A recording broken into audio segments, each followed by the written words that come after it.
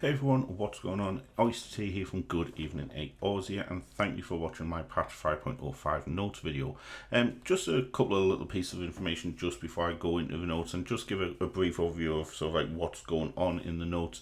Just a little message from the channel. Obviously at the moment I don't understand why I've got my earphones in, just there's no sound actually playing on my computer.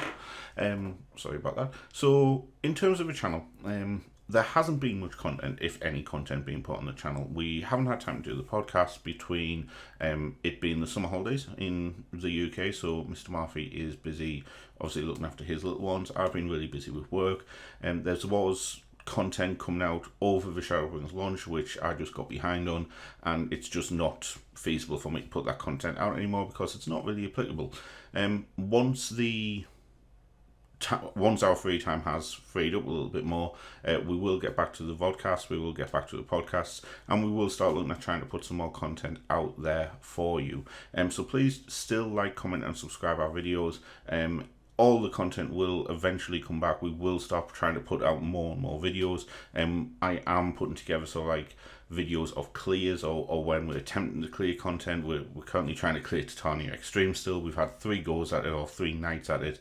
We've got to Enrage. Not a great Enrage, it was about 11%, but it's the first time any of us have really frogged Extreme, so we only do it 2 hours a week. It's the first time we've really done it, so any kind of progress is progress, and we are planning on trying our hand at Savage Raiding, but it all depends on what kind of difficulty levels it's at. At the moment, I've got a feeling we may well be okay doing Eden 1. Don't know about Eden 2 yet, but we'll wait and see how we get on. But anyway, let's delve into the patch notes. So patch 5.05 notes, so Savage version of Eden's Gate Raid, as well as the Dungeons of League here, Elegant Tombstones of Phantasmagoria, and some balance changes.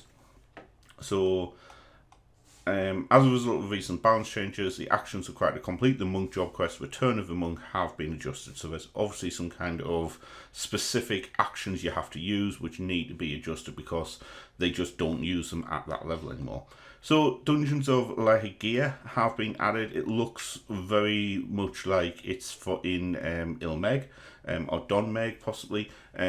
Special instance similar to the Aquapolis and Lost Canals of Uznir can be accessed after finding and opening treasure coffers obtained from Zerneskin treasure maps. Test their luck and obtain priceless treasures. There have been some information come out. It's guild stuff that you use for crafting and stuff to sell basically. New craftable items have been added to the company workshop, and there have been adjustments to subaquatic voyages for those people who do that. Our free company, we just don't have the crafters and gatherers to do the subaquatic voyages or the airship voyages at this time, so I don't really know too much about it. New furnishings, so I'd imagine some of these furnishings will be from the Dungeons of League here. So you've got a I'm trying to remember what they're called now. It's the frog people from Ilmeg, the Faf, yeah, Fath, I believe. Yeah, so Faf minion, some new furnishings as well will have dropped. New orchestrion rolls have also dropped. So battle system changes. So I'll go through the PvE ones. I'll try and talk to you about them as much as I can. Obviously, some of them I don't know much about. However, from what I've seen on Reddit, I'll see kind of where people stand. I'm not going to touch the PvP ones because I just don't know much about PvP. So firstly in the monk, so the forms, they've been increased from 10 to 15 seconds. That should allow monks to just stay in their forms a little bit longer. It also kind of fits in with the fact that certain other things are being extended as well. Mantra range increase from 7 to 15 yards. Form shift, the Kurol form bonus extends grease lightning duration to maximum has been added. So if you change from a Kurol to Oppo, you will automatically get grease lightning duration back to the maximum as well. Meditation, so opens all 5 chakra when used outside of combat, so you can have all 5 chakra ready for your burst windows straight away. I don't know if you could beforehand, but it might have been where you had to use meditation 5 times to get those 5 chakras. However, that may be what you still need to do in combat. However, this is just kind of one boost to just time, really, quality of life and time. Riddle of Earth supply bonus now nullifies all action direction requirements.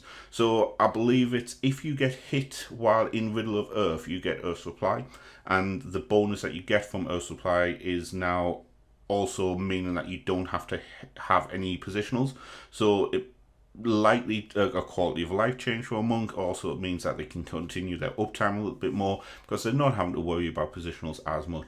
Riddle of Fire, the increased weapon skill recast time by 15% has been removed, so it's not slowing a monk down like what Riddle of Fire used to do. It's keeping yourself at that same speed. However, the damage increase has been reduced from 30% to 25%. So a little bit of damage reduction, but you're going to be able to use your skills a little bit quicker. I'm sure there'll be people that math all this out, whether or not that's actually a boost or whether or not that's actually a nerf. I'd imagine where Monk currently sits, it could well be a boost. Not too sure though. Forbidden Chakra can only be executed while in combat, and Enlightenment can only be executed while in combat as well. Ninja, we were kind of expecting a lot more adjustments for Ninja.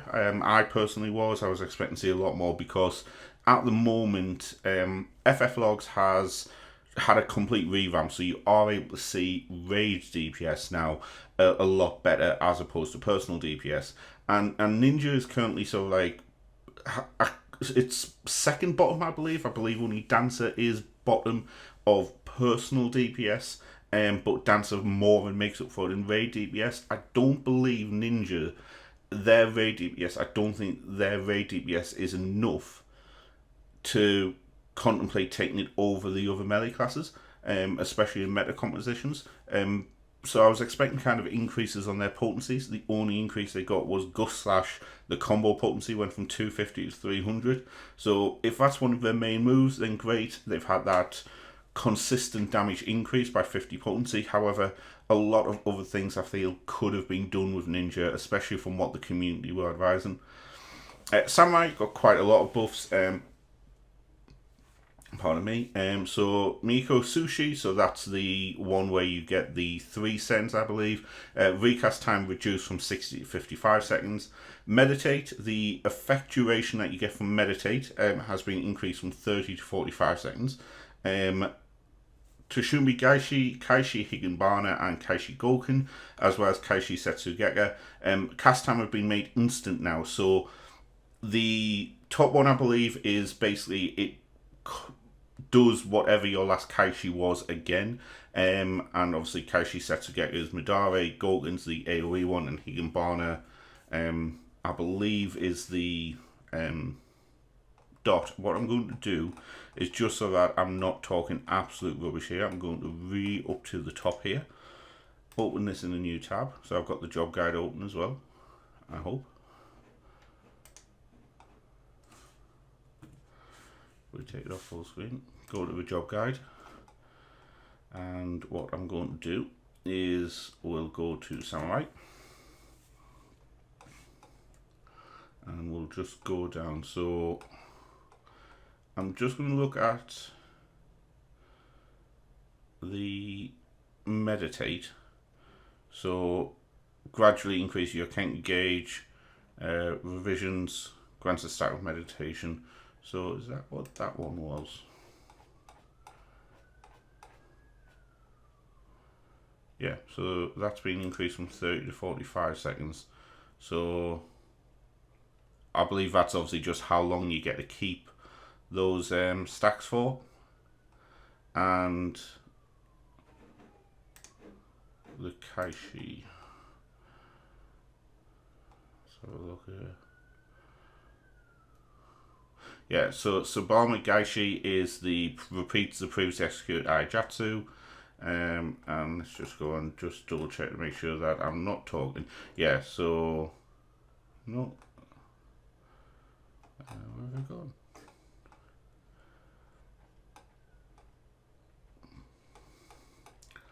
Can't find them. Excellent. Kaishi Higanbana.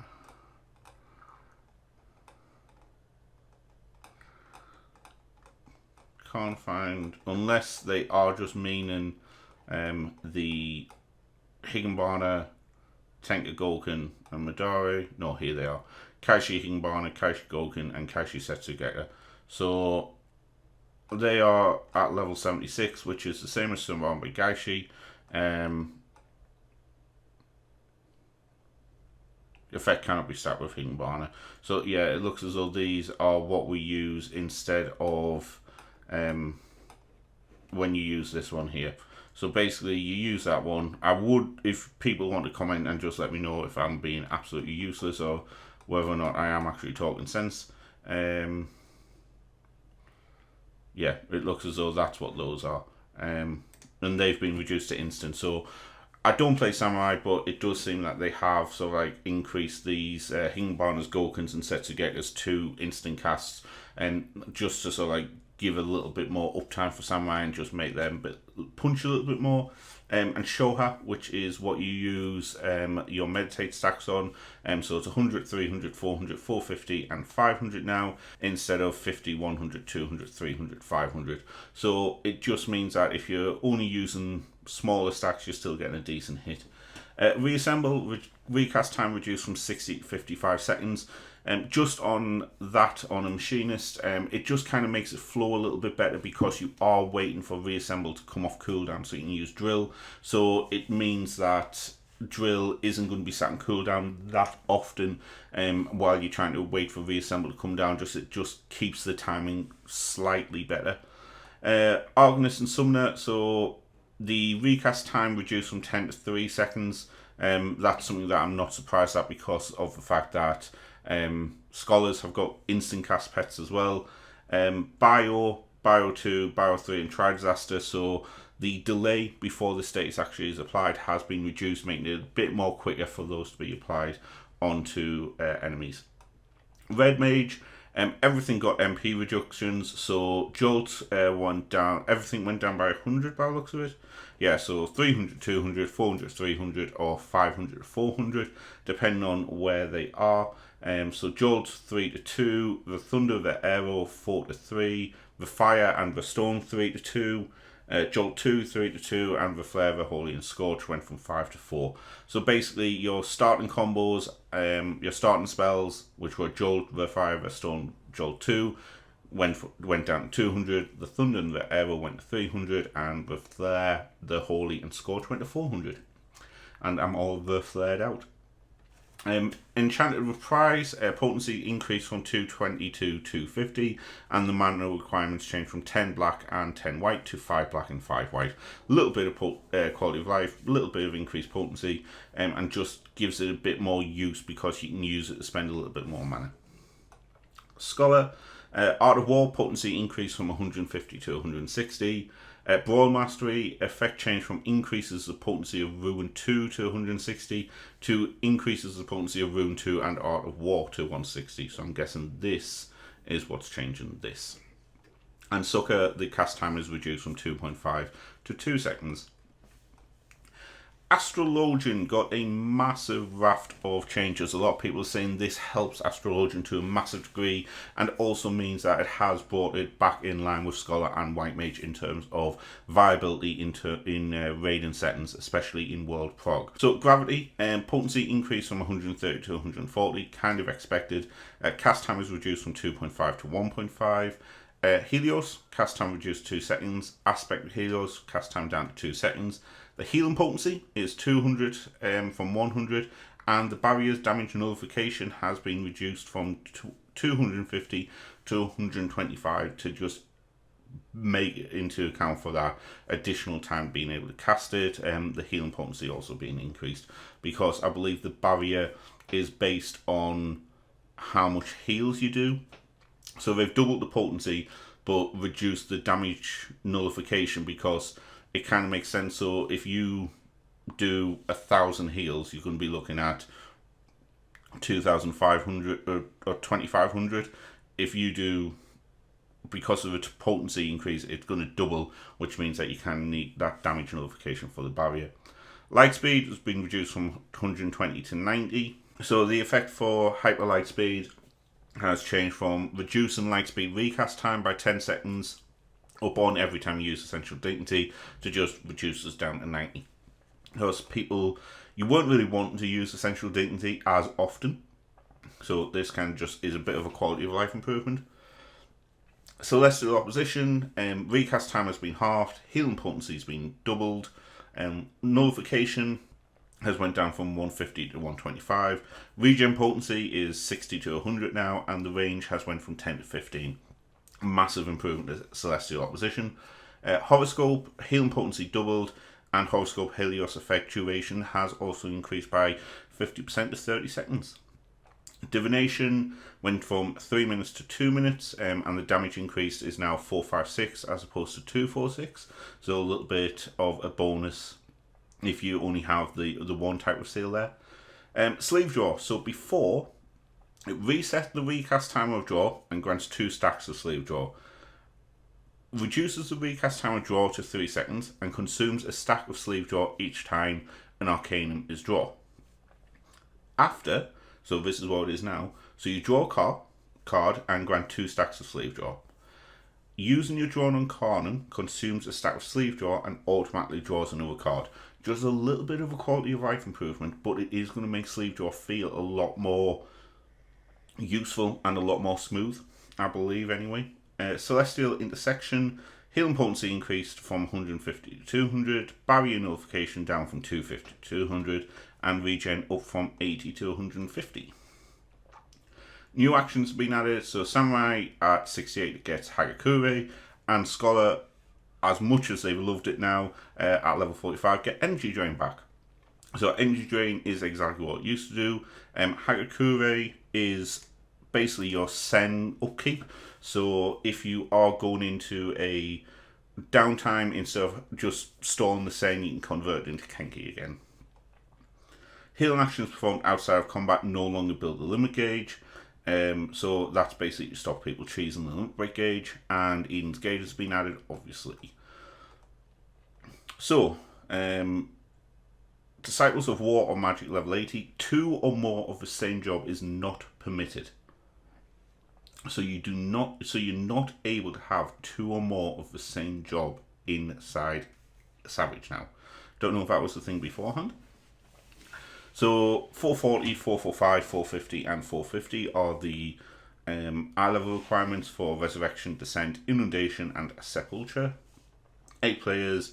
As a point, the item level restriction doesn't apply if you have a full party, and time limits are exactly as what we were expecting. To access Savage, you must beat Luri in Amareng with a level 80 Disciple of War Magic after completing the quest, the next piece of the puzzle. Rewards, so you will get a treasure coffer, so you're still getting the 2 coffers or the 1 coffer depending on kind of where you are, and upon completing the Savage duty the coffer will appear. Using the item transforms it into gear corresponding to the user's current job. In addition, coffers that appear upon completing Eden's Gate Sepulture yield weapons. So unlike previous Savage Raid, treasure coffers do not yield weapon and accessories. So you've got them here, so you've got the weapon coffer, headgear, chest gear, etc, etc. If your party contains players replaying an area prior to the weekly reset, the number of treasure coffers appearing upon completion will decrease. So 1 to 4 players in your party replaying an area, only a single treasure coffer. 5 to 7, no treasure coffers. And again, selecting due to completion, you'll not be matched. In addition, players will receive an Eden's Gate Apocrypha from each area, which can be exchanged for gear of your choosing. And here, so you've got Book of Sepultures for the weapons, Gladiator's Arm, Shield, 854, body requires 8, Descent, Resurrection, Inundation, etc, etc. Solvent, Twines and Coatings are what you use to upgrade your weapon, your left side minus the waist and your right side as well as your waist. And then they've been added to the Raid Finder. So, just a quick piece of information about the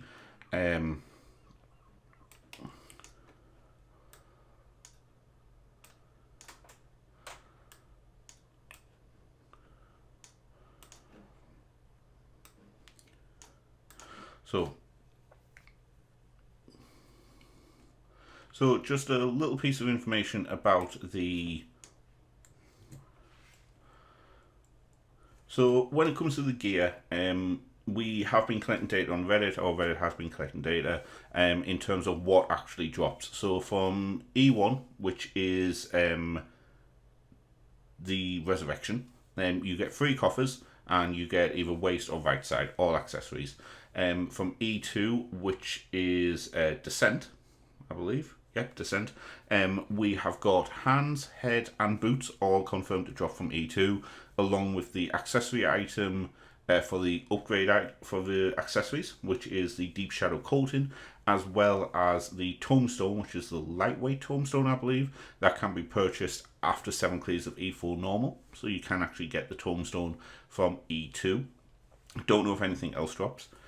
From E3, we've got confirmation of the boots, head and legs all dropping, along with upgrade items for the weapon and the left side, except the waist obviously. So E1 you get 3, E2 and E3 you get 4. E1 3, E2, E3 4 coffers. E4S no complete groups yet, so World First is still ongoing, I believe. It will be the only location to drop the chest. We do know that for definite. It's likely to be that the chest drops as well, only the chest.